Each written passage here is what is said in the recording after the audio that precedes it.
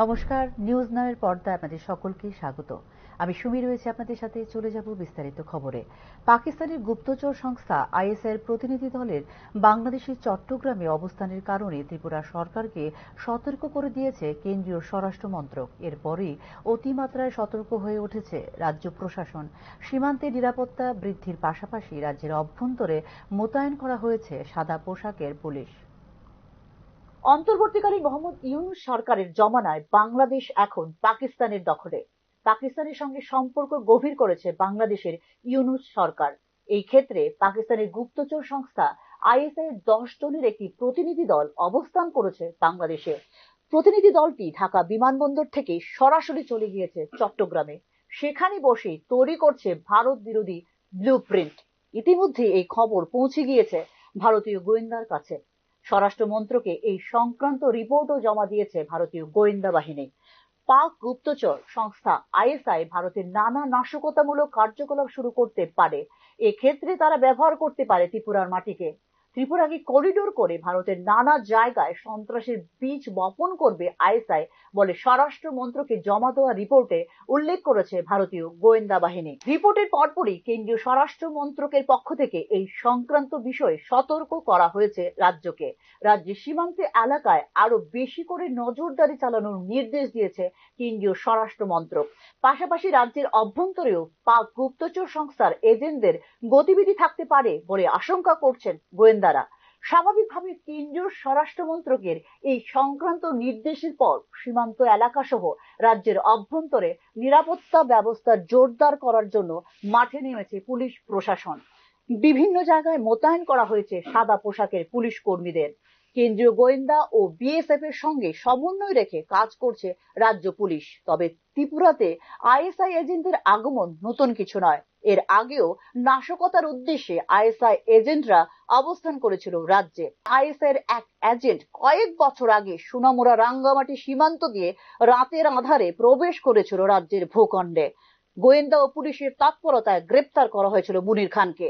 একই সঙ্গে তার কয়েকজন স্থানীয় এজেন্টকেও জালে তুলেছিল পুলিশ। তাদের মধ্যে অন্যতম ছিল শহরের আড়ালিয়ার বাসিন্দা রামু ঘোষ। সেই সময়ে রাজ্যের আসার কথা ছিল বাংলাদেশের তৎকালীন প্রধানমন্ত্রী শেখ হাসিনার। তিনি এসেছিলেন বিশ্ববিদ্যালয়ের কেন্দ্রীয় সমাবর্তন অনুষ্ঠানে।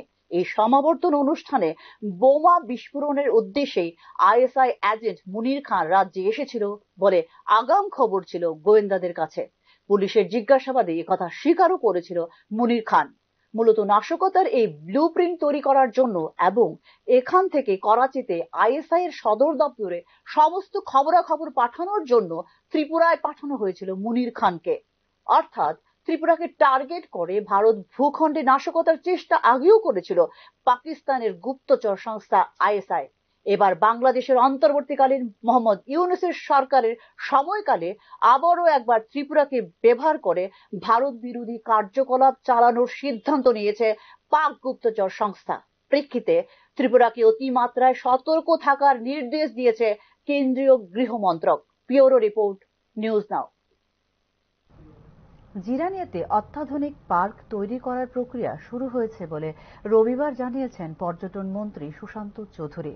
প্রায় 70 কোটি টাকার এই প্রকল্পের ডিপিআর তৈরি করা হচ্ছে বলে ওই দিন জানিয়েছেন পর্যটন মন্ত্রী। এছাড়া ছবিমুড়াতে 52 কোটি টাকা ব্যয়ে নতুন পরিকাঠামো তৈরির পাশাপাশি ঊনকোটির সোনামুখীতে 70 কোটি টাকার নতুন পরিকাঠামো, ডুম্বুরে ইকো ট্যুরিজম, জম্পুয়ে 3 তারা বিশিষ্ট হোটেল এবং অ্যাডভেঞ্চার ট্যুরিজমের কাজ আগামী 1.5 থেকে 2 বছরের মধ্যেই সম্পন্ন হবে বলেও এদিন জানিয়েছেন পর্যটন মন্ত্রী সুশান্ত চৌধুরী। কেন্দ্রীয় সরকারের স্বদেশ দর্শন স্কিম এবং এশিয়ান ডেভেলপমেন্ট ব্যাংকের সহায়তা হচ্ছে এই পর্যটন উন্নয়নের কাজ বলেও জানিয়েছেন মন্ত্রী সুশান্ত চৌধুরী।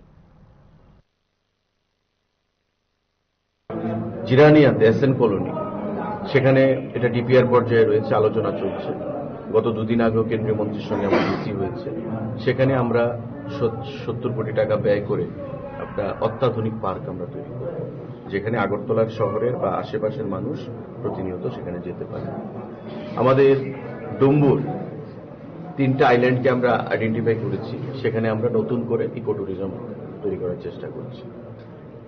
জাম্পুই একমাত্র হিল স্টেশন ত্রিপুরা রাজ্যে, ইডেন লজ, সেটাকে ডেমোলিশ করে আমরা 3 স্টার হোটেলের মতো আমরা তৈরি করব এবং অ্যাডভেঞ্চার ট্যুরিজম যেমন বাঞ্জি জাম্পিং, আমাদের টয় ট্রেন, তারপরে আমাদের স্কাই ওয়াক, এই যে অ্যাডভেঞ্চার ট্যুরিজমগুলো, সেই অ্যাডভেঞ্চার ট্যুরিজমগুলো সেখানে অ্যাড করার আমরা বন্দোবস্ত করছি।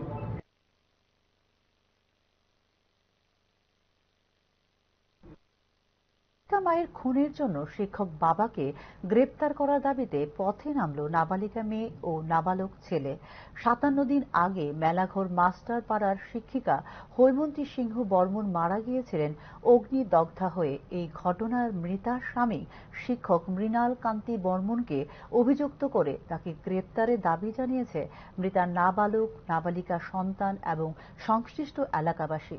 এই ঘটনায় মেলাঘর থানার পুলিশের ভূমিকায় খুবই অসন্তুষ্ট প্রকাশ করে তারা রবিবার রীতিমতো মিছিল করে থানায় ডেপুটেশন প্রদান করে মৃতা নাবালক, নাবালিকা সন্তান এবং সংশ্লিষ্ট এলাকাবাসী।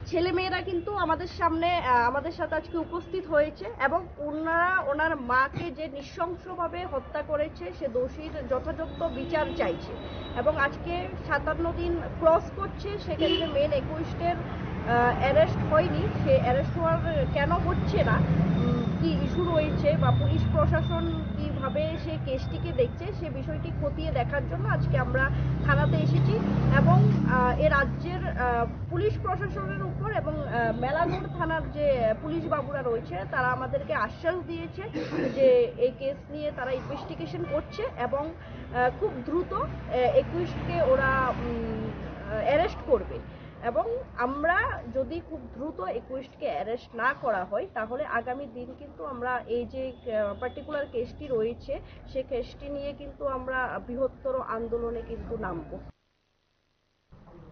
এখনকার মতো সংবাদ এই পর্যন্তই। পরবর্তী সংবাদ দেখতে চোখ রাখুন নিউজ নাও এর পর্দায়। নমস্কার।